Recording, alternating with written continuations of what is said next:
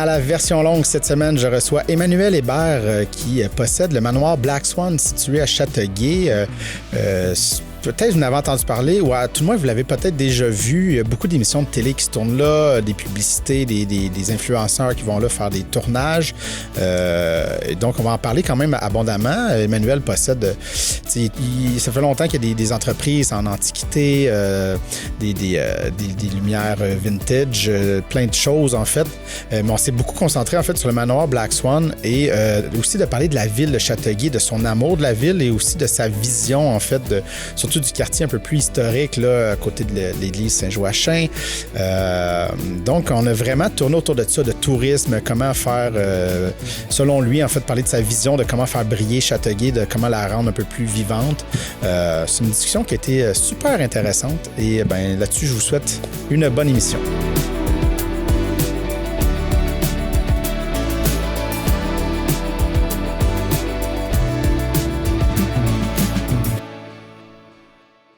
Là, avant de s'enfoncer, parce que je sens qu'on va avoir 10 000 sujets aujourd'hui, là, on va peut-être juste refaire un peu ton parcours là, pour les gens peut-être qui ne connaissent pas encore, malgré qu'il y a beaucoup de monde qui commence à te connaître tranquillement dans le coin, mais oui, absolument. Là, on spread jusqu'à Vaudreuil, peut-être que... Absolument. Mais ouais, tu as le manoir Black Swan à Châteauguay. C'est quoi le manoir Black Swan pour le monde qui ne sont pas du coin? Là? Moi, je suis allé souvent, mais... Oui, tu y étais souvent. Donc, le manoir Black Swan, ça a débuté, c'était ma résidence principale. Donc, j'habitais là, je l'ai bâti durant la COVID. Ce qui est arrivé, en fait, j'ai été un peu victime de mon succès. J'ai bâti ça en tant qu'antiquaire, designer. Puis, au final, ce qui est arrivé, c'est que les gens ont commencé à m'approcher pour faire de la production audiovisuelle. Donc, vidéoclips, photoshoot, campagne de publicité. Puis là, à un moment donné, j'ai bien vu qu'il y avait comme un concept d'entreprise derrière. Donc, j'ai nommé l'espace Manoir Black Swan. Je l'ai brandé, en fait. Puis après ça, de fil en aiguille, la demande a continué. Elle a continué jusqu'au moment où est-ce que j'avais des demandes pour les mariages, j'avais des demandes pour l'hébergement. Puis la demande était grandissante. Donc, j'ai vu que l'espace m'appartenait plus nécessairement. Puis d'y habiter avec mon fils de 8 ans, c'était rendu un peu... bizarre comme structure de vie familiale où est-ce que tu arrives puis t'as un vidéoclip qui commence puis là t'as plein de danseuses qui arrivent pour danser dans le salon puis là tu fais à souper en même temps puis il y a un clip de rap qui commence, c'est un peu c'est pas l'idéal, je dirais, ça a fait son bout de chemin, mais ça va jusqu'à avoir Martin Matt puis Marc Labrèche qui se font un espresso dans ta cuisine le matin à 5h du matin puis ton fils se lève puis là il fait une joke à ton fils. C'est beau jusqu'à temps que ça ne soit plus. Ça devient trop. Là, c'était too much. C'était envahissant, puis j'avais besoin d'avoir une vue extérieure du projet aussi parce que le projet était grandissant. Donc, évidemment, ça prenait de plus en plus de mon temps, de mon énergie. J'ai d'autres entreprises aussi. Donc, il a fallu que je me concentre à visualiser c'est quoi les possibilités dans le futur pour le manoir, avoir des rencontres avec la municipalité aussi, voir quelle forme de support politique que j'ai, puis pouvoir positionner le manoir comme destination aussi pour l'hébergement, puis en fait répondre à la demande pour le lieu. Donc là, au final, ce qui est arrivé, c'est que le manoir, maintenant, j'ai déménagé depuis juillet dernier, on fait de l'hébergement maintenant, on fait d'événementiel. Donc événementiel, c'est très intime avec l'hébergement aussi. Donc, pour des mariages, c'est des mariages très à l'européenne qu'on fait. Donc, c'est du vendredi au dimanche. Okay. Donc, c'est tout le long d'un week-end. Après, pour les retraites d'affaires, c'est l'hébergement quand même. Donc, célébration de toutes sortes. On a des clients internationaux, littéralement de partout dans le monde, qui viennent à Châteauguay maintenant à cause du manoir, ce qui est assez incroyable. Donc, partout à travers le monde, on parle de Dubaï, New York, Miami, on parle d'Angleterre. Donc, c'est vraiment des gens de partout qui, évidemment, viennent plus à Châteauguay au manoir pour aller à Montréal, mais reste qu'ils sont hébergés à Châteauguay. C'est ça. Donc là, ça vient vraiment intéressant d'un point de vue touristique. Niveau visibilité, on vient un peu le porteur de flambeau du touristique de la région. Donc, qu'est-ce qu'on fait avec ces gens-là? Donc, c'est des questions qu'on doit se poser. Ouais. Puis après ça, la production audiovisuelle, ça fait toujours partie de ce qu'on fait. Oui, c'est comme la genèse du manoir, si on veut. Là, donc, voilà. Mais avant de s'enfoncer dans le côté tourisme, tout ça, là, en fait, tu sais, l'idée, c'est qu'à la base, en fond, parce que tu es dans un quartier résidentiel, mais tu sais comment qu'on vire ça de de dire là, c'est comme une entreprise, comme du zonage? C'est beaucoup de discussions déjà. Il faut bien faire les choses parce qu'on s'entend, ça aurait pu être un projet catastrophique. Puis déjà, il faut respecter son voisinage. C'est ça, là. Absolument. Moi, je suis en affaires, ça va faire 20 ans, donc plus ou moins 19 ans. Ouais. Donc, c'est sûr et certain qu'au travers de mon parcours, j'ai dû faire face quand même à des complications comme tout bon entrepreneur. Là. Notre rôle, c'est éteindre des feux dans la vie. Ouais. Donc déjà, j'ai vu la possibilité de faire en sorte que le projet devienne intéressant, mais au niveau de la disposition du lotissement, on est entouré par la zone publique. Donc déjà, mon voisin d'en avant, c'est un cimetière, après c'est une école à gauche, puis derrière, c'est la mairie. Donc le positionnement du manoir est vraiment idéal pour pouvoir se décoller un peu de la zone résidentielle, malgré le fait qu'on reste résidentiel. Si j'avais été en plein milieu de la rue, de la rue Macomber. Mais c'est juste des maisons autour. Rien n'aurait fait du sens, là, parce qu'évidemment, j'aurais sûrement perturbé la circulation, puis créé des problématiques dans les alentours. Mais là, en ce moment, je suis vraiment isolé. J'ai presque 200 pieds de façade où est-ce que le cimetière, puis juste à côté, c'est l'école, puis ils sont en vacances l'été. Ouais, donc là, déjà là, le positionnement était vraiment très positif. Puis durant les dernières années, sans le dire que je l'ai fait illégalement, mais j'ai été toléré par la municipalité puisque je faisais pas de mauvaise vague. Au contraire, j'amenais plein de gens, plein de personnalités publiques à Châteauguay au final. Donc, pour la vitalité économique de la municipalité, peu importe de où vont aller les sous, ça reste qu'on amène des gens de qualité à Châteauguay. Donc, on voyait une valeur déjà initialement ici. Mais après ça, c'est comment qu'on fait évoluer, en fait, le projet. Parce que là, il faut passer de tolérer et accepter à... que ça soit officiel. Il faut que ça soit officiel. Là. Donc, on a fait une demande de PPC-moi, qui est un projet particulier d'urbanisme. Là. Donc, on change la réglementation du lotissement et non du zonage. Puis, c'était pour la phase 2 du manoir. Donc, c'était l'immense extension de 11 000 pieds carrés que j'ai proposée. La consultation publique a été pas comme je souhaitais qu'elle se passe, mais malgré le fait qu'on avait 60 signatures du voisinage et des alentours, on avait beaucoup d'appui politique, des lettres d'appui, on en avait de beaucoup d'institutions, d'organismes, même au niveau politique.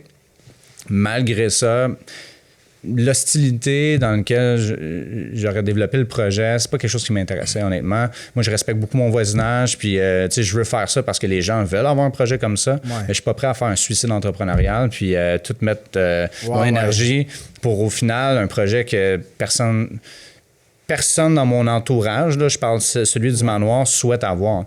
Donc, j'ai mis ça sur la glace, dans le fond, puis ce que j'ai décidé de faire avec le PPC-moi, c'est faire une demande pour consolider mes activités commerciales. Donc, au moins qu'on accepte ce que je fais en ce moment, que ça fasse partie du PPC-moi, puis qu'on change la réglementation de mon lotissement. Okay. Ce qui m'a amené finalement à déménager, puis maintenant, j'ai mon permis de CITQ. Donc, oui, je fais de l'hébergement avec mon numéro de CITQ. Pour ceux qui ne connaissent pas, c'est la location court terme. Airbnb, dans le fond, n'importe qui fait de la location court terme, donc court terme, 30 jours et moins, ont besoin d'un numéro de CITQ. Mais au-delà de ça, je fais d'autres choses. Donc, c'est important que l'approbation de la municipalité pour pouvoir le faire, puis le PPC-moi me servit à ça. Okay. Donc, par exemple, si on veut louer notre propriété sur Airbnb, tout simplement, on n'a pas besoin de faire un PPC-moi. Là. Mais dans mon cas à moi, le but que le manoir devienne une entité à part entière, c'était vraiment important dans la transaction de le faire. Donc, il y a un roulement d'actifs qui s'est fait par la suite. Ouais. Donc là, le manoir Black Swan, c'est une entité à part entière. Je n'habite plus là. Donc, puis voilà. Donc, c'est sûr et certain que c'est tout un projet. Là. Oh ouais, non, c'est ça. C'est tout un projet de se rendre jusque-là. Beaucoup de rencontres. Beaucoup d'éducation aussi. Je veux dire, je suis assez à l'aise de baigner dans le domaine de l'immobilier, mais reste que c'est des beaux défis là, pour n'importe qui est dans le domaine de l'immobilier. Faire un PPC-moi, créer des relations sociopolitiques aussi, puis d'aller de l'avant avec un projet comme ça, puis aller se battre au front là, pour faire valoir, dans le fond, la qualité du projet. Ouais. C'est ça. Ça donne des cheveux gris. Ouais, non, c'est mais est-ce que tu es vraiment allé à la rencontre du voisinage, tu sais, Absolument. Parce que, tu sais, j'imagine la première crainte de faire qu'il y a de l'événementiel, des mariages, des affaires, ben J'imagine que c'est souvent le bruit qui doit venir. Il va y avoir du bruit, il va y avoir de la musique, il va y avoir Absolument. C'est ça, j'imagine, qui doit être le gros. J'ai fait trois rounds. Là. J'ai été cogné à toutes les portes de mon voisinage, mais il ne faut pas oublier, pour ceux qui ne le savent pas, évidemment, la majorité des personnes ne le savent pas, mais moi, j'habite là depuis 1993. Ouais. Donc, le bungalow qui était là, le bungalow de 1963 que j'ai démoli partiellement, appartenait à ma mère. Puis j'ai acheté, j'avais 20 ans, donc c'est en 2009. Okay. Donc, j'ai habité là toute ma vie. Donc, mon voisinage, je les connais. Là, mon voisin en arrière, on s'échange des sauces à spag. C'est avec son gars qui m'a aidé à bâtir le manoir. Mon autre voisin est venu prêter main forte. On s'entraide, on est une belle communauté quand même. Puis c'est pas mal toutes les mêmes personnes qui sont sur ma rue depuis que je suis jeune. T'sais. Mon voisin d'en avant, puis ma voisine, en fait, ses enfants, j'allais à l'école avec. Fait qu'il n'y a pas grand-chose qui a changé vraiment sur ma rue. Donc, aller cogner à ces portes-là, les gens savent que je suis pas un tout croche, puis que je fais pas les choses tout croche non plus, que je les respecte, puis c'est la raison pourquoi je vais les consulter. Donc, la problématique n'a vraiment pas été là, mais je pense que pour la phase 2, en tout cas, il y a eu une incompréhension, peut-être même une ingérence à l'interne. Je ne parle pas au niveau municipal, mais surtout, il n'y a rien qui a été mis de l'avant durant la consultation publique par des gens que je connais qui n'auraient pas pu être nécessairement discuter sur le bord d'une table avec un café. C'est juste que là, c'était comme public. J'étais comme t'es pas sur un stage, là, mais t'es sur un piédestal avec ton architecte, tes experts, puis c'est là que tu te fais annoncer ça quand avant hier tout allait bien. Donc c'est sûr que ça a été je veux dire quand même un choc, là, parce que c'était émotionnel, c'est des gens que tu connais. Mais oui, bien sûr que la municipalité, eux, qu'est-ce qu'ils m'ont demandé pour même être écoutés, c'est d'avoir l'approbation de mon voisinage. Okay. C'était nécessaire. Donc, eux doivent se protéger puis ils doivent s'assurer que ce que je leur dis, c'est pas juste du vent. Donc, ils m'ont demandé deux choses. Des stationnements. Donc, un stationnement périn qu'on a négocié avec l'Église Saint-Joachim. Donc, 75 cases de l'Église Saint-Joachim. Après 17 heures, puis durant le week-end, nous appartient avec bail. Puis durant la semaine, avant 17 heures, c'est la mairie, en fait. Okay. Donc, c'est ce qu'on a négocié. Puis après ça, c'était d'avoir l'approbation de notre voisinage. Puis on avait les signatures de tout notre voisinage. Il n'y a pas une porte que j'ai cognée, personnellement, qui m'ont dit « Non, je ne suis pas intéressé ». Tout le monde a signé « Oui okay. ». C'est pour ça que j'étais grandement étonné que durant la consultation publique, là, c'était soudainement non avec des gens que je connais personnellement. Fait que c'était un peu bizarre, mais tant mieux. Moi, je vois ça d'un œil très positif dans le sens que ça m'a amené à évoluer le projet différemment. Le projet, où est-ce qu'on s'en va actuellement? Je ne sais pas si on saute au niveau de tes questions. Mais là, ça m'a amené à développer le projet de façon, je dirais, plus dans un mode, OK, en ce moment, on a la propriété, on ne va pas faire une extension de 11 000 pieds carrés. Qu'est-ce qu'on peut faire avec la propriété pour l'optimiser à son maximum, à son plein potentiel, puis de travailler avec ça, faire nos classes, puis après de prouver que peut-être une extension, on est rendu à ce moment-là, puis peut-être le voisinage va avoir changé, peut-être le climat politique va avoir changé, c'est-à-dire que c'était pas unanime au niveau du conseil municipal, puis ça, je peux pas dire pourquoi, je veux dire... Je sais pas, mais j'ai eu beaucoup d'appui. Puis pour moi, ça me touche beaucoup parce que ça prouve que ce que je fais, ça a de la valeur au niveau politique. Puis après, on est fiers d'avoir ce projet-là à Châteauguay. Parce que peut-être qu'il y a plein de municipalités qui auraient tassé ça du revers de la main. Mais je salue Éric Allard et tous ceux qui m'ont supporté depuis le jour 1 parce que je le vois, ce support-là, même au niveau de la direction générale, au niveau du chef... la division d'urbanisme, la directrice d'aménagement du territoire. J'ai eu du support depuis jour 1, puis je sais que c'est un projet qui plaît. Donc, c'est pour ça que je mets autant d'énergie, autant d'amour. Puis, c'est pas facile de développer un projet comme ça parce que ça prend une ampleur assez immense. Puis, tu veux pas déranger personne non plus. Donc, on prend des décisions en fonction... il faut vraiment réfléchir chacune des étapes du développement du projet. Puis, on arrive avec des solutions. Puis, les solutions, il faut les proposer. Puis, on arrive à des réponses positives. Là, justement, on va avoir une tente événementielle saisonnière. Un Sperry Tent qu'on appelle. Donc, c'est les plus luxueuses tentes sur le marché. Donc, ça ressemble un peu aux tentes du Cirque du Soleil. C'est un voile tissé, hydrofuge. C'est comme une voile de voilier. Okay. Donc, c'est une grande voile. Il y a comme 3 drapeaux. Ça monte 16 pieds de haut. Puis, tu te sens pas comme dans une tente événementielle, comme un tempo. Là, là c'est vraiment plus luxueux. Ça respire bien. On a une piscine creusée qu'on commence à creuser mi-mai. S'il arrête de mouiller. S'il arrête de mouiller, effectivement. De 18 par 40, chauffé. Okay. De mai à octobre. Donc, on veut faire en sorte d'être en mesure d'offrir plus et de garder aussi nos clients pour qu'ils puissent exploiter l'extérieur. Parce que là, en ce moment, tu exploites l'intérieur du manoir, mais j'ai jamais amené jusqu'à maintenant les gens à expérimenter l'extérieur. Puis on a quand même un demi-acre de terrain à 2 pas du bord de l'eau. Donc, il y a beaucoup à faire. Mais là, c'est là qu'on injecte près de 700 000 $ dans le projet pour amener les gens à pouvoir découvrir la beauté de l'extérieur, du quartier historique de la ville. Si on s'entend, j'ai bâti le patrimoine architectural de demain en plein centre d'un quartier historique un peu malheureusement déchu. Là. Donc, tant de... Grand-chose... c'est pas très glamour, là, on s'entend. Je salue Mathieu Charret avec le Café Victoria. Il a fait un travail formidable. Ça l'a revitalisé vraiment le quartier, mais après ça, bon...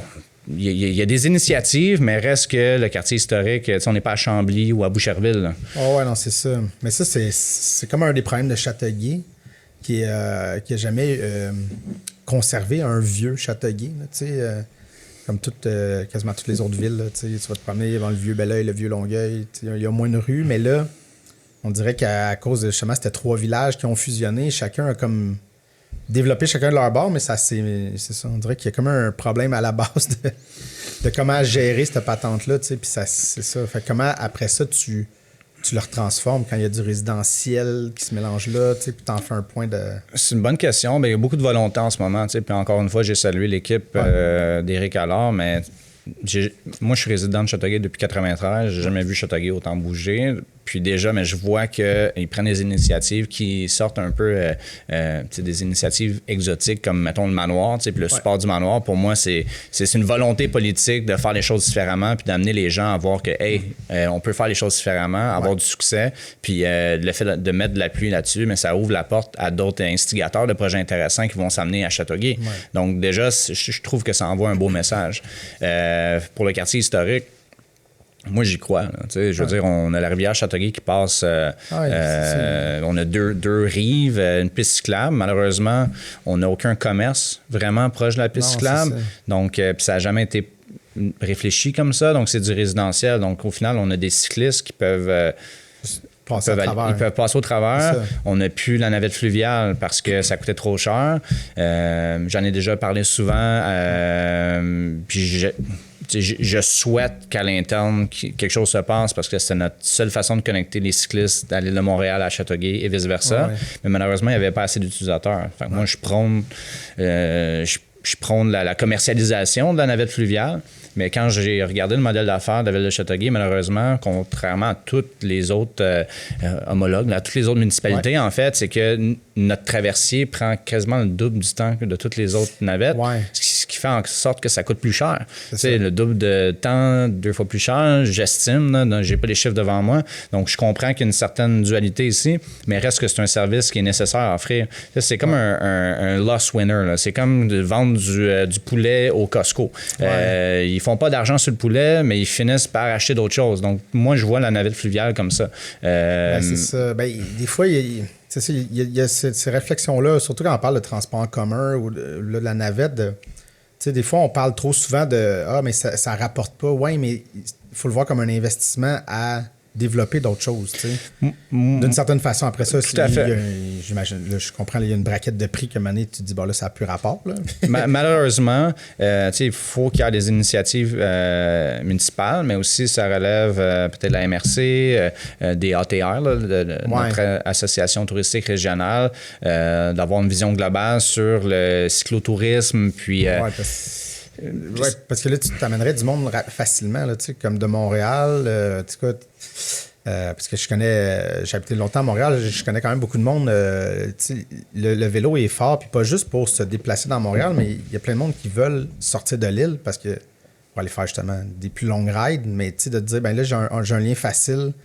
On arrive à Châteauguay, puis on peut flyer, il y a 10 000 pistes cyclables dans toute la région. Là, après ça, tu peux aller jusqu'à Bournos-à-la-Berry, puis de faire vivre ça. Puis... Mais c'est ça. Mais là, nos pistes cyclables passent souvent dans les champs. C'est plus ou moins sexy. Pour des gens qui veulent faire du cyclisme bien standard. Là. Moi, je pars avec mon enfant, avec un vélo, tu sais, puis on n'est pas des experts là, avec nos super vélos à 25 000. Tu comprends? On part, mais... Juste une ride de plaisance. J'aimerais arrêter à un endroit, prendre crème glacée. Un truc, on a la station que je salue, qui font une excellente crème glacée. Bon, j'arrêtais là avec mon fils lorsque j'habitais à Châteauguay. Donc, on partait en vélo du manoir lorsqu'on habitait. On s'en allait là-bas, on traversait le pont, on faisait le tour de la rive. C'était notre ride qu'on faisait presque à tous les jours quand il faisait beau l'été, en saison évidemment. Puis, mais c'est tout. J'arrête tout. Il n'y a rien d'autre sur mon chemin. Donc, mais après, on en parle, puis c'est une problématique, mais en même temps, Châteauguay est en train d'investir dans des infrastructures, en fait, dans l'amélioration de leur infrastructure. L'entrée de la ville, le 10 étages et plus, tout ce qui arrive en ce moment, c'est crissement plus important. Désolé d'avoir sacré, mais c'est quand même... On a droit à 2 par émission. 2, OK. Mais merci. J'en ai brûlé un déjà, mais ça valait la peine que je le dise parce que, encore une fois, je parlais du développement de la ville de Châteauguay, mais c'est du jamais vu. Là. Donc, il se passe beaucoup à Châteauguay. Donc, je pense que faut se concentrer où est-ce que c'est le plus payant. Une équipe a 4 ans pour se prouver. T'sais. Là, on vient de passer au travers d'un premier mandat qui était un succès. On est au deuxième mandat, au début du deuxième mandat, puis il y a des choses qui succèdent, puis qui réussissent, puis on avance. Donc, évidemment, tout faire ça en même temps, c'est presque impossible. C'est impossible. Tant qu'à moi, là, avec l'équipe qu'ils ont en place, il y a deux nouvelles conseillères qui font super bien leur travail. Je suis leur parcours, ils sont très actifs au niveau de la communauté, c'est super. Mais reste que, c'est toujours la même équipe, là, je veux dire, au niveau des travaux publics, ils ont des difficultés, les négociations, ça va pas super bien. Donc, il reste qu'il y a des défis à l'interne que les gens n'entendent pas nécessairement parler. Puis, je souhaiterais que la ville de Châteauguay mette beaucoup d'énergie dans leur quartier historique, puis que, bon, ça devienne un endroit clé du développement touristique de la région, mais... Pour l'instant, je suis prêt à porter le flambeau. Tant que j'ai du sport, puis j'aurai pas toujours des cailloux dans ma chaussure à chaque fois que je lève la main. Puis que je me présente pour donner des commentaires. Mais jusqu'à maintenant, je suis toujours écouté. Puis le projet est valorisé au niveau régional, mais aussi au niveau de mon ATR, donc l'Association touristique régionale de la Montérégie, c'est le plus gros au Québec, là-dessus, comme superficie. J'ai beaucoup d'appui, beaucoup de support. Puis en fait, c'est comme du bonbon pour eux, là, le manoir. C'est-à-dire que la Montérégie, c'est le garde-manger du Québec. Donc, après, on a de l'hébergement, mais c'est souvent des hôtels, des auberges. C'est toujours pas mal dans le même format. Là, tu arrives avec le manoir qui est super éclectique, maximaliste. C'est super éclaté. Puis, on tombe dans du luxury travel. Donc, ça coûte cher être hébergé au manoir. On a 6500 pieds carrés sur 3 étages, 7 chambres à coucher pour jusqu'à 14 personnes en occupation double, 2 salles à manger, une pour 20, une pour 12, une salle de cinéma maison avec une télé 100 pouces qui est très théâtrale. Bon, on continue à investir dans nos infrastructures, mais évidemment, ça, ça a un coût. Donc, c'est 2 nuitées minimum, c'est 2000 $ la nuit. Plus 400 $ de frais de ménage. Puis là, on parle d'hébergement, donc un minimum de 4400 $ plus les frais.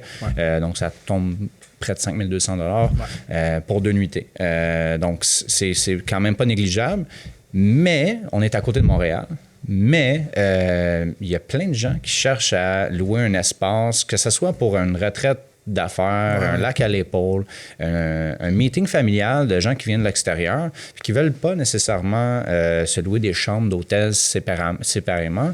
Puis si on prend le temps de calculer 14 personnes qui peuvent être dans le manoir et y dormir, en fait, on peut être beaucoup plus.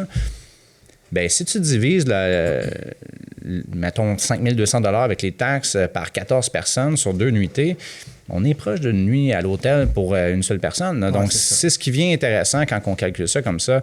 On n'a pas de la misère à aller dans un chalet, que ça nous coûte 2000 $ à la gang, mais là, je comprends qu'on est à Châteauguay, on n'a pas de piste de ski, etc. Mais pour des clients qui viennent de l'extérieur, qui vont être à Montréal, on est la seule option qui existe pour être un large groupe à l'intérieur d'un domicile.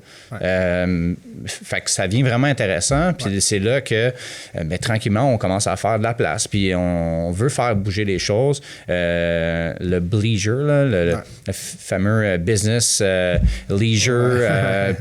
On veut développer, puis c'est ce que je fais en ce moment, je veux développer cet aspect-là, prendre des clients en charge au final avec un service de conciergerie pour leur proposer en fait c'est quoi les endroits clés, c'est quoi les activités clés pour amener les gens à expérimenter Montréal ou la Montérégie comme j'aimerais, moi, qu'ils l'expérimentent. Donc, le service de conciergerie, par exemple, Mathieu, t'arrives, tu es un client qui souhaite... tu as déjà un bon budget, on va se le dire. Tout commence toujours avec un budget. Donc, tu as un bon budget. Tu me dis, écoute, Emmanuel, lorsque j'arrive vendredi, j'aimerais avoir... voici ma liste d'épicerie dans le frigo. Ça fait partie du service de conciergerie. Là, tu me parles de ce que tu aimerais faire. Nous, on a des partenaires, des prestataires de qualité. Donc, on a des chefs avec qui on collabore un peu partout au Québec qui viennent au manoir. Donc, un de ces chefs, c'est Jules Bruno Mirepoix, en fait. C'est une équipe formidable. La majorité de l'équipe proviennent d'un relais château. Il y a un savoir-faire incroyable. Au niveau du service, pour moi, d'être en mesure d'offrir de la qualité comme ça gastronomique, puis au niveau du service à ma clientèle à Châteauguay, il n'y a rien qui se compare comme ça dans le coin. Donc, c'est vraiment très intéressant. Puis là, t'expérimentes le manoir d'une façon différente parce que tu es pris en charge. Là, après...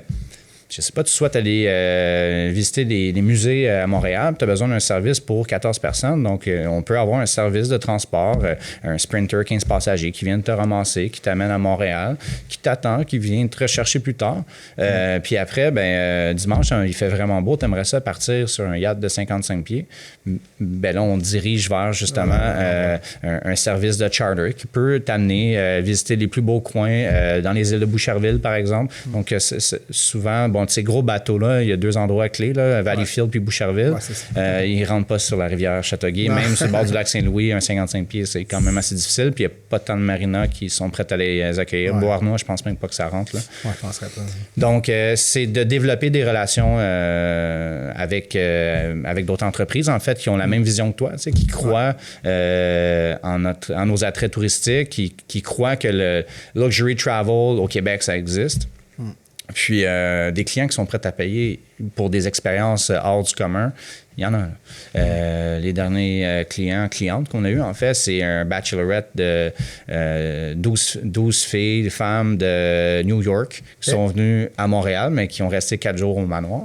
Puis ils ont été faire leur commande à la SAC, puis au métro au coin. Puis j'ai garanti qu'ils ont dépensé beaucoup de sous. Donc, c'est vraiment intéressant ici parce qu'on parle de clients de New York City qui viennent être hébergés à Châteauguay pour vivre un moment unique de leur histoire, de leur vie. Ils sont à Châteauguay, là. Ils ont été sur le bord de l'eau. On a eu une retraite corporative avec 2 grandes firmes de tech il y a une couple de semaines, puis ils ont été courir sur le bord de l'eau de la rivière Châteauguay, en arrière du manoir, puis ils m'en ont parlé, puis ils tripaient. Là. Hey, c'est fou, là. C'est beau. Puis... Mais c'est ça, parce que ça, c'est un truc, je veux dire, c'est assez unique d'avoir une rivière, puis surtout de cette ampleur-là qui traverse une ville. C'est incroyable. Mais là, tu sais, là, oui, il y a le pont qu'ils ont fait. Il y a des essais de vouloir, mais elle n'a jamais été mise en valeur. Exact. Puis là, en plus, là, c'est full résidentiel. Tu sais, là, moi, ce qui m'intéresse, puis un jour, j'aimerais ça avoir un urbaniste, parce que c'est comment tu défais ces affaires-là pour dire on veut mettre en valeur la rivière, comme refaire le quartier historique, Anjou, comment tu te prends pour transformer quelque chose qui est comme... qui est stagnant, c'est ça, qui est bloqué dans un truc du passé. Là. Ça m'intéresse beaucoup parce qu'on dirait que Châteauguay est comme un peu un prototype d'urbanisme qui a été mal mis en place il y a tellement longtemps que là, c'est barré dans quelque chose que...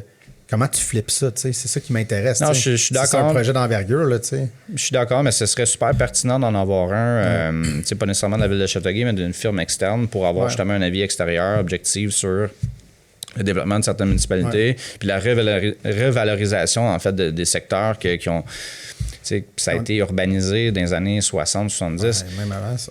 Écoute, au coin du manoir, sur Carignan, Macomber, tu as Carignan, c'est mon voisin de 2 maisons plus loin qui a fait l'asphalte à l'époque dans les années 60. Fait que c'était ça. Là.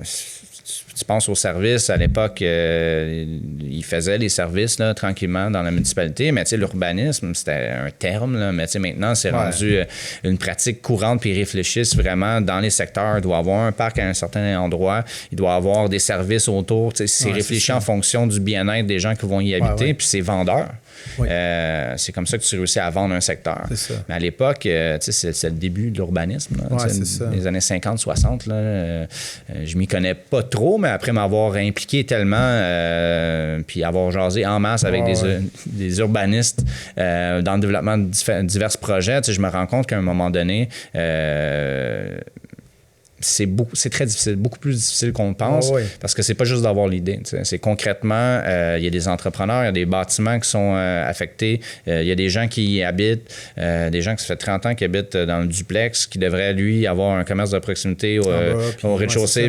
Mais tu sais, ça a tellement été mal réfléchi que malheureusement, ça fait en sorte que, principal, c'est une des problématiques, je crois, sur principal. À côté du métro, c'est des beaux blocs du multilogement, mais il n'y a aucun commerce de proximité. C'est un artère principal, c'est un boulevard. Pourquoi il n'y a pas de commerce de proximité qui ferait en sorte que les gens iraient magasiner localement au lieu d'aller où? C'est ça. Puis c'est parce que quand tu as des trucs comme ça, c'est que là, ça te permet d'avoir un café, un truc, puis en ayant le multilogement en haut, avoir tellement de monde, là, c'est sûr que tu as un roulement. Tu es à pied, tu sors de chez vous, tu as un café là.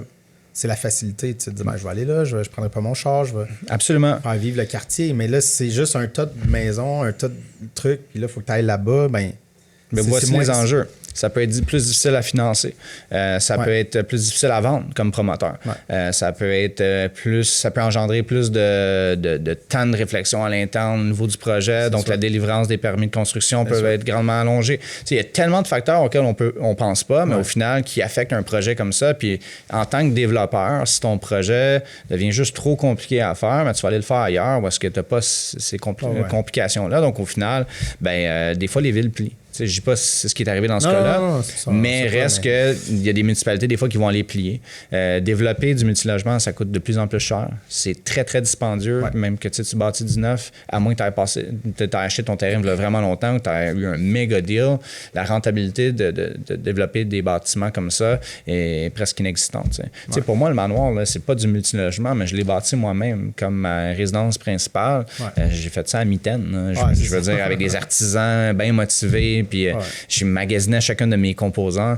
C'est sûr et certain que ça m'a permis d'avoir un edge parce que ça me coûtait pratiquement rien rouler le manoir. Puis quand j'ai commencé à rentabiliser l'espace, ça me coûtait rien vivre là. Puis là, j'ai pu réinvestir les peu de profits que je faisais. Puis tranquillement, pas vite, mais ça a donné ce que ça donnait aujourd'hui. Puis l'investissement que je fais aujourd'hui de 700 000 $ dans mes améliorations locatives extérieures, mais provient du fait que j'ai une belle équité sur la propriété. Mais c'est toujours un défi d'aller chercher du financement puis de se faire valoir, puis personne ne comprend le manoir. Je te dis, là, personne ne peut mettre dans une boîte. Donc, une incompréhension, parce que c'est un modèle d'affaires qui est inexistant. Ça n'existe pas. Tu te compares à quoi? Ça existe en France, ça existe en Italie, c'est de la revalorisation du château, puis mais c'est à la base, c'est un château. Ça fait peut-être 700 ans qu'il a été bâti. Donc, ils comprennent le contexte, OK, hébergement, mariage, etc. Mais moi, j'étais en plein quartier historique, résidentiel à côté de la zone publique. C'est quoi cette patente-là? Vu qu'on n'est pas habitué, mais là, c'est ça, c'est de bâtir cette boîte-là pour qu'ils puissent me mettre dedans. Puis c'est un beau défi. Tantôt, je disais que ça donne des cheveux gris définitivement, mais tout le monde qui embarque dans le projet trippe. Tout le monde qui rentre au manoir trippe aussi. Ça. Donc, il y a une volonté, il y a plein de possibilités, mais encore une fois, c'est long. C'est long, puis la lenteur fait en sorte que ça ajoute une certaine complexité, ça gruge les budgets, puis ça décourage même les gens. Donc, des développeurs, moi, je me considère comme développeur maintenant à un certain niveau parce que je développe un projet. Puis, je fais différents projets également, mais celui-là me porte particulièrement à cœur. Puis, c'est pas un projet qui est nécessairement lucratif, là. Je veux dire, ça va l'être un jour. Mais pour l'instant, je fais juste réinvestir dans le projet pour faire en sorte que ça devienne, d'un coup, qu'il va être fini le projet, que ça va devenir vraiment le pilier touristique régional. Puis, on va parler du manoir. On en parle déjà beaucoup. Mais là, j'ai jamais fait de PR, là, public relations. J'ai jamais fait d'événements officiels. J'ai jamais même été publié dans des magazines au Québec. Ou des journaux plus locaux, là, mais jamais Journal de Montréal, etc. J'ai jamais mis de l'avant, j'ai jamais été reach out. J'ai été publié un peu partout aux États-Unis, Business Insider plusieurs fois, Maclean's Magazine au Canada anglais. Un peu, ça a été spreadé un peu partout, mais pas beaucoup au Québec. Puis j'attends ce moment-là où est-ce que tout est finalisé, où je peux vraiment me permettre de faire comme une ouverture officielle, faire comme, hey, c'est ça le manoir Black Swan. Parce que pour l'instant, mon terrain, c'est un tas de boîtes avec de la brique en ce moment. Mais c'est la réalité, puis c'est quand même incroyable qu'on ait toute cette visibilité-là, puis qu'on reçoit des gens depuis juillet dernier dans cette condition-là, parce qu'on s'entend à l'intérieur, merveilleux, c'est super, c'est fonctionnel, c'est beau, mais reste que l'extérieur, j'ai vraiment hâte d'arriver là. Puis je pense que ça va faire en sorte qu'à un moment donné, il va y avoir une revalorisation du quartier historique. Instinctivement, les gens veulent se coller à des projets intéressants. Ouais. Il va y avoir d'autres... En étant instigateur d'un mouvement dans le quartier, mais peut-être que ça va amener d'autres gens de qualité à Châteauguay, puis je le souhaite. C'est ça que je veux au final. Fait, pour bifurquer vers ta question initiale, sans nécessairement parler d'urbanisme, on peut juste parler que des projets importants, puis ça peut donner un kick-off à d'autres projets à côté. Puis tout ça à cause que l'équipe en place en ce moment à Châteauguay ont une vision plus grande peut-être que d'autres municipalités, puis sont prêtes à assumer que des projets comme le manoir puissent prendre une place, ce qui est incroyable. Donc, encore une fois, c'est moi le développeur du projet, mais sans support, il n'y a pas de projet. Non, donc, ça prend une ville motivée. T'sais. C'est ça. Mais écoute, moi, ça fait un bout que je le souhaite, le vieux Châteauguay, si on veut, entre guillemets. Là. Parce que moi, ce qui me rentre pas dans la tête, c'est d'avoir cette population-là, puis qu'il n'y a pas de restauration un peu plus huppée. Là, de la chaîne, on en a en masse, de la pizza, du fast-food.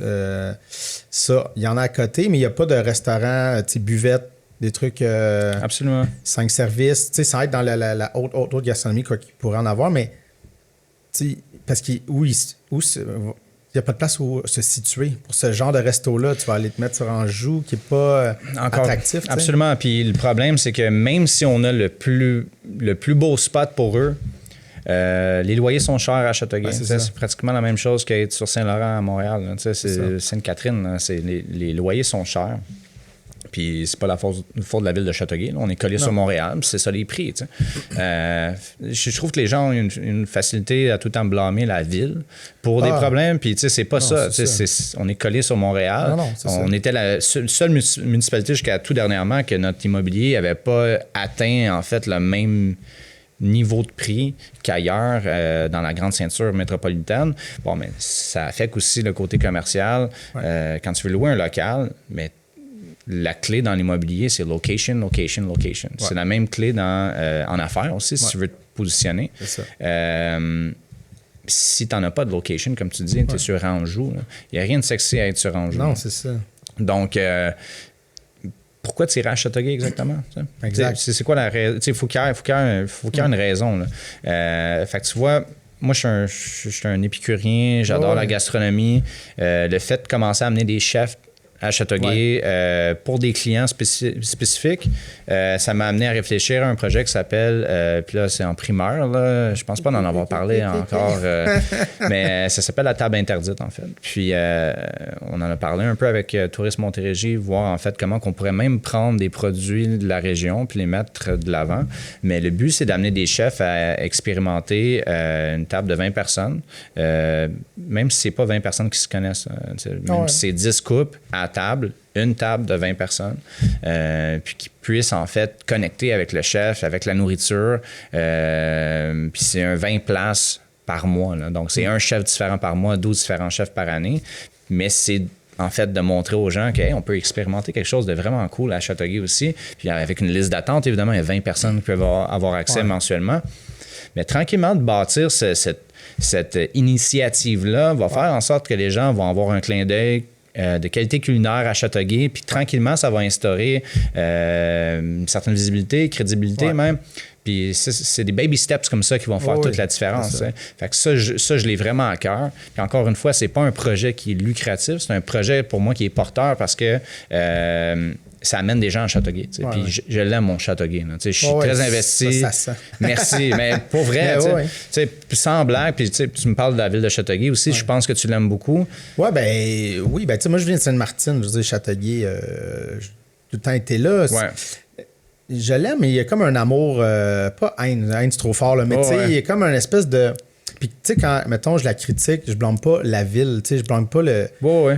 C'est juste que Puis c'est pour ça que je te dis, j'aimerais ça faire une émission avec un urbaniste, puis dire comme, qui en joue, là, tu sais, comme, mettons que tu veux qu'est-ce qu'on peut faire, tu sais, si on a carte blanche, mais tu sais, puis après ça, c'est sûr que c'est toute une question d'argent, là.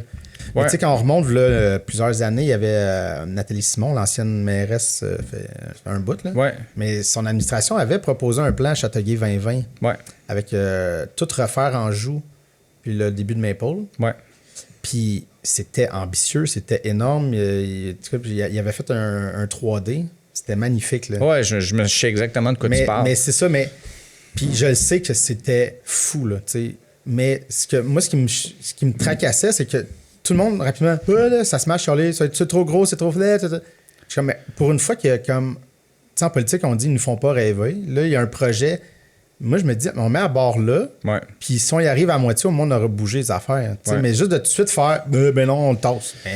Mais c'est tout un défi. C'est tout un défi, ce projet-là, parce qu'on parle d'expropriation, on parle carrément de rebâtir le centre-ville de la ville de Châteauguay. Puis, tu sais, malgré l'ambition, je pense qu'ils ont témoigné durant cette période-là, l'administration n'aurait jamais landé un projet comme ça. Parce que s'il y avait comme une disparité dans leur discours, je me souviens, j'étais plus jeune, là, on était beaucoup plus jeunes à l'ère de Nathalie Simon, mais elle voulait que Châteauguay reste un village, mais elle a une grande ambition pour le centre-ville de Châteauguay, je comprends pas. Il fallait pas développer trop, mais on va développer une ville 2020 super technologique.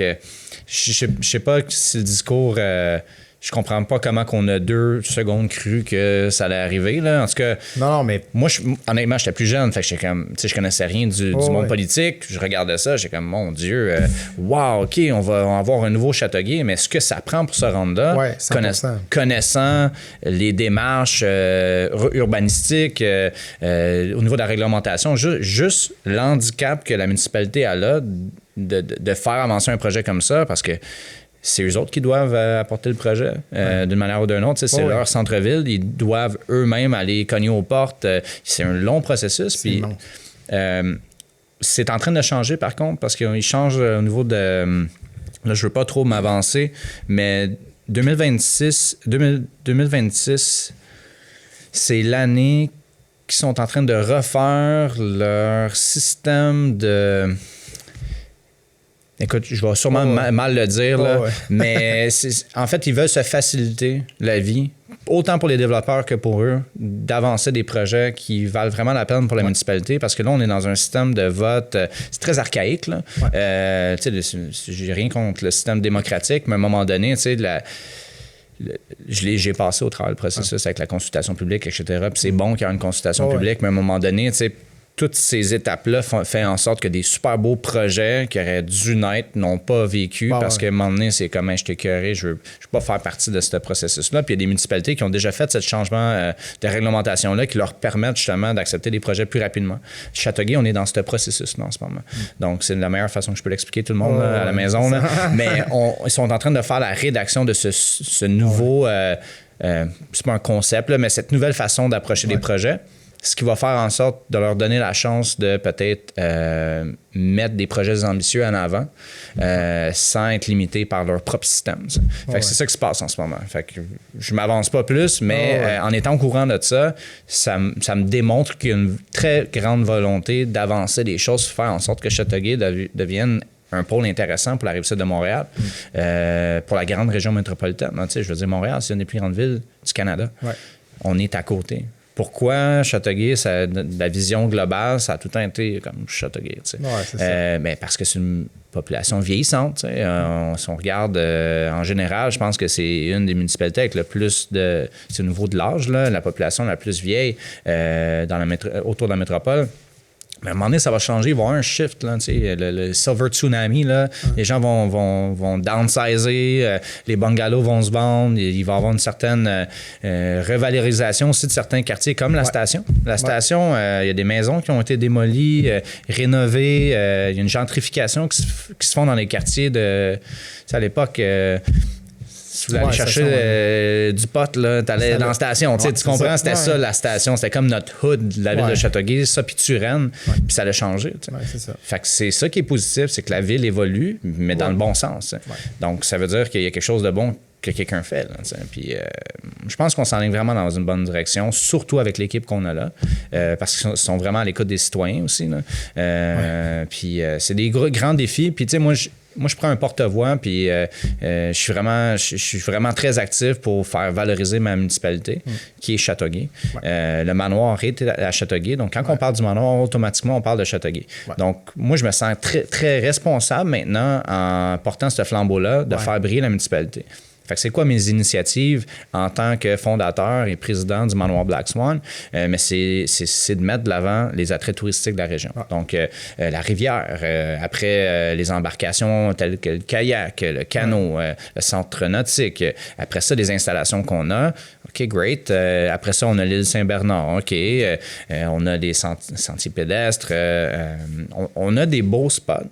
Il faut les valoriser. Après ça, un terrain de pickleball, mais c'est quand même cool. Je veux dire, si tu cherches une activité à faire dans le coin, il y a un terrain de pickleball pas trop loin, volleyball dans le parc Sears. Donc, d'un coup, j'ai mis ça de l'avant. Moi, mon rôle, c'est d'amener des gens à expérimenter Montréal. Parce que d'un coup, j'ai brûlé mon Châteauguay. Il faut que je les amène à quelque part d'autre. Mais au départ, ce que je veux faire, c'est de faire briller Châteauguay. Donc là, il y a des initiatives avec un vidéaste, avec un drone, puis mettre des gens, des acteurs à l'avant-plan à Châteauguay quand que la saison va arriver pour faire briller le secteur, mettre ça sur le site web, faire des blog posts par rapport à ça, amener les services de conciergerie à recommander des spots dans la région. Puis après ça, c'est ça mon rôle maintenant. Puis je le porte ce chapeau-là de façon très sérieusement. Je vois ça. Mais merci. C'est très passionnel, ma relation avec Châteauguay.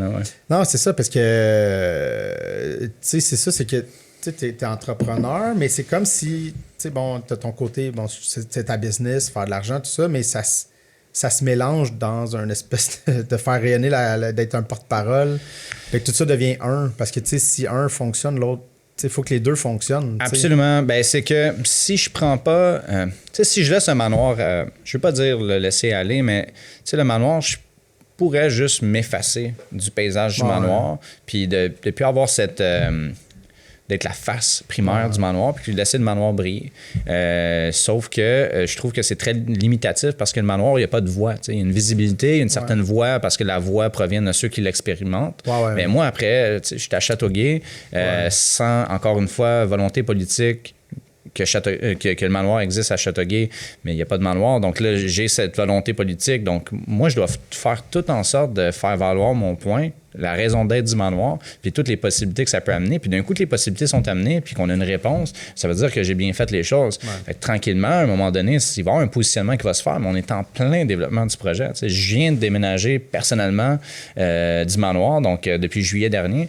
Donc c'est tout nouveau, là. C'est comme s'il y avait une nouvelle business qui en est découlée depuis quelques mois. Donc c'est très, très embryonnaire tout ça. Je veux dire, on a des clients qui viennent, comme toujours au niveau d'hébergement, au niveau des célébrations, au niveau des mariages, on est en boucle 2026-2027, c'est super. Là. Mais on n'est pas comme encore en pleine maturité, comme j'ai expliqué plus tôt. Donc, quand on va arriver là, puis qu'on va avoir tout ce contenu-là de fait, mais là, c'est sûr que peut-être qu'il va y avoir des partenariats qui vont se faire avec la municipalité. Eux, au niveau des communication à la Ville de Châteauguay, je veux dire, ils ont leur propre message pour promouvoir la ville, mais ils ont besoin des partenaires de qualité. Puis la Ville de Châteauguay ne parle pas de tourisme. C'est même pas dans les grandes lignes des coms pour les prochaines années, là, parce qu'ils sont en train de développer la ville. C'est là que c'est payant, c'est là qu'on va chercher des taxes. Puis le tourisme à Châteauguay, je veux dire, ils n'ont pas plus rien à vendre que moi. Là. Je veux dire, moi, j'ai le manoir à vendre, puis des activités, des attraits autour, puis après ça, je dois faire sortir ces gens-là de Châteauguay pour aller ailleurs, pour avoir de quoi de plus sexy. Mais je peux amener des gens au manoir, comme je disais, avec des chefs, etc. Mais c'est quand même limitatif. Je crois beaucoup dans le futur pour la municipalité. Puis, au niveau urbanistique, comme j'ai dit tantôt, c'est plus que de volonté, plus que de gens qui deviennent un peu des instigateurs de changement, plus que des gens qui embarquent dans le bateau. Là, où les gens vont où est-ce que l'argent allait. Oui, c'est ça. C'est aussi simple que ça. Fait que, du point de vue urbanistique, c'est juste de bien réfléchir à un plan de changement, de revalorisation. Le quartier historique, il reste pas gros, le quartier historique. Fait que qu'est-ce qu'on fait? Comment qu'on l'exploite? Comment qu'on fait en sorte de faire venir des commerces de qualité? T'sais? Puis c'est un sujet vraiment pas sexy, mais on va en parler, là, à défaut de faire une mauvaise twist à cette belle discussion. Mais on a un centre communautaire à la ville de Châteauguay qui est super performant. Mais qui est dans le plus beau coin de la ville. C'est un centre communautaire. Puis je veux pas dire que ça amène pas de bonnes personnes, mais reste que c'est pas super glamorous. Donc, on a c'est un ancien Rona qui était là à l'époque. Mais tu sais, le centre communautaire, c'est leur bâtiment. Là. On peut pas leur dire quoi faire. Là. C'est à eux.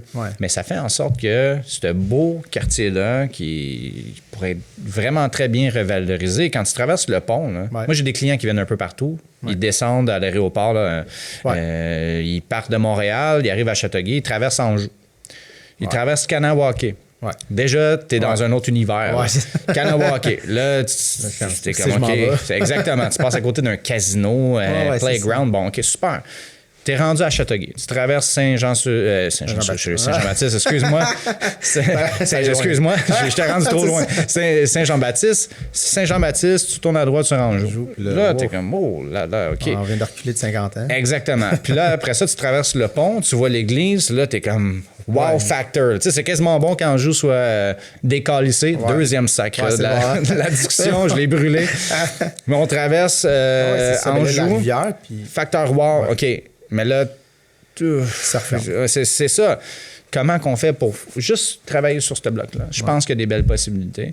Mais tu sais, le centre communautaire, comme je dis, c'est des gens en difficulté qui vont acheter des choses à bon prix, mais ça fait pas en sorte, malheureusement, de faire briller le quartier historique. C'est un centre communautaire. Est-ce qu'il y a une meilleure position pour le centre communautaire qui serait plus accessible, moins limitatif? C'est un stationnement public de la ville de Châteauguay qui est pris par le centre communautaire. Moi, j'ai un local juste en avant, juste le 25 principal. Où est-ce que j'avais ouvert une galerie d'art. Bon, là, maintenant, j'en fais une galerie. Là, un autre primeur, là. J'en fais une galerie d'antiquité. C'est plus lent à décoller. J'y manque de temps. Mais je commence à positionner les pièces là-bas. Parce que quartier historique, antiquité, dans toutes les municipalités que je visite au travers de mes recherches, mes aventures, mon moment préféré, c'est d'aller prendre un café dans le quartier historique puis aller chez l'antiquaire. Puis on a le Café Victoria juste à côté. Donc, je comprends qu'on n'est pas dans une grande ville touristique, mais reste que si ça existe, ça existe. Donc là, je vais amener des gens de qualité juste à côté. Café Victoria vend juste à côté les vélos qui coûtent une fortune. Il y a un disquaire juste à côté qui vend aussi de l'audio, des appareils, des speakers vraiment très dispendieux, de qualité, du haut de gamme. Donc là, il y a comme quelque chose qui se passe. Mais je trouve qu'avec un centre communautaire juste à côté qui monopolise le stationnement public puis qui amène malheureusement des...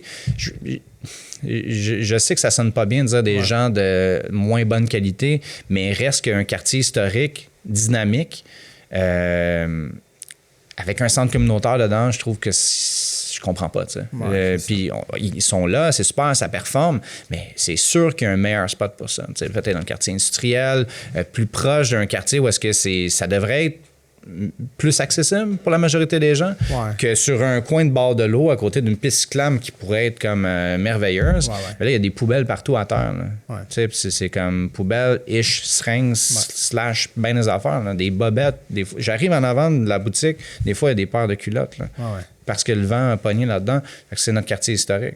Puis de plus, un de mes plus grands combats avec la ville de Châteauguay, puis c'est pas tant un combat, là, c'est plus moi qui est trigger par ça, parce que je me rends compte qu'il n'y a pas de poubelle dans notre quartier historique. Il n'y a aucun...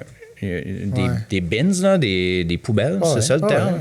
Il n'y a pas de poubelle, comme public. Là. Donc, les gens vont mettre leur poubelle où exactement si on n'a pas de poubelle? À côté du cimetière...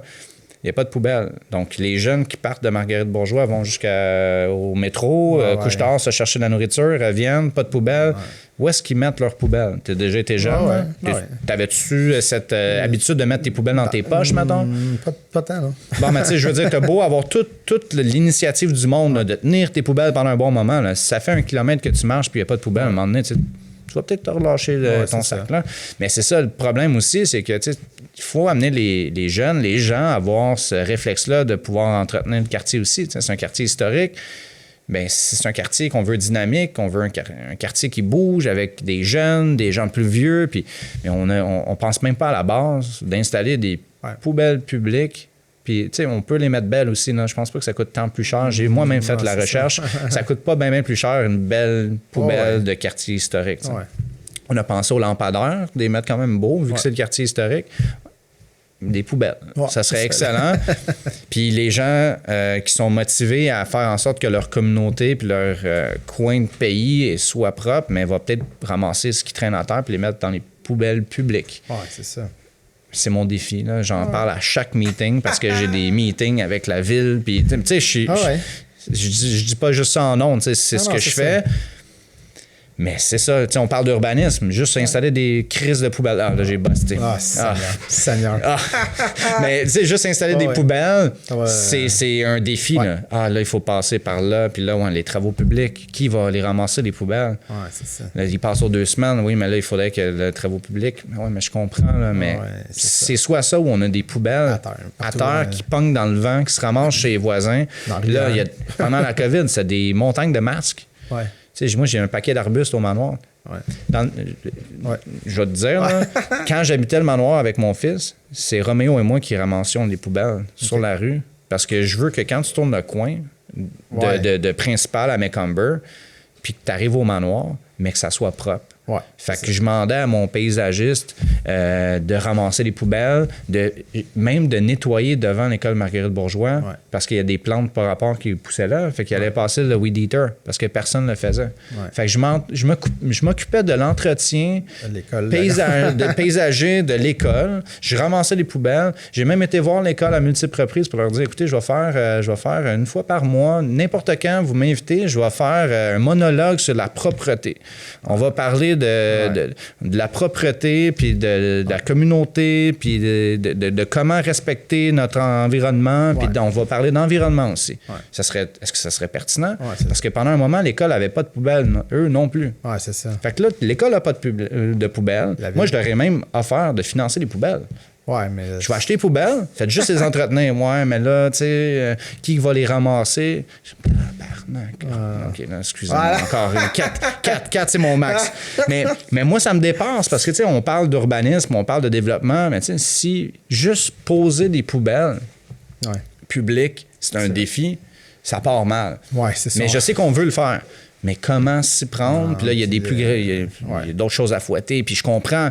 Mais c'est un débat que j'ai en ce moment. C'est un combat, là, même. Mais tu sais, je veux que les choses changent. Puis tu me dis comment qu'on fait, tu sais. Mais ça prend du monde fatigant comme moi quand même, tu sais. C'est ça. Je suis sympathique, par exemple. Fatigant, sympathique. C'est ça. Mais je veux les bonnes choses, tu sais. Au final, tu sais, il faut que quelqu'un en parle. Puis, tu sais, en étant un peu le porte-voix du secteur, en tout cas, j'ai l'impression que je le suis à cause du manoir. Mais, tu sais, moi, j'ai toute la bonne volonté de bien faire les choses, puis de faire en sorte qu'on soit propre, que ça soit beau, puis qu'on brille. Et voilà, tu m'as terminé ça d'une belle façon. C'est beau, hein? On est déjà fini. Ça passe vite. Ça passe vite. Je te réinviterai à l'automne. Là. On continuera ça. J'ai tout le temps plein d'affaires à dire, comme tu le sais. Hein? J'ai une réputation, ça a l'air à cette heure-là. Mais merci beaucoup de ton temps. C'est un grand plaisir, Mathieu. Merci de m'avoir invité.